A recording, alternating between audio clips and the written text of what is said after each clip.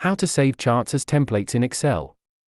Excel has more types of charts than Jimmy Carter's Got Peanuts, but it's almost impossible to find a default chart perfect for your presentation. Thankfully, Excel's ability to customize all graphs is exemplary. But when you have to recreate one, that's a pain.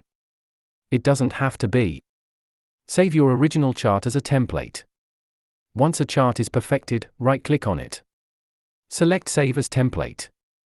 Save a file with a CRTX extension in your default Microsoft Excel Templates folder. Once done, applying the template is cake. Select the data you want to chart, go to the Insert tab, click Recommended Charts, All Charts tab, Templates folder. In the My Templates box, pick the one to apply, then click OK. Some elements, like the actual text in the legends and titles, won't translate unless they're part of the data selected.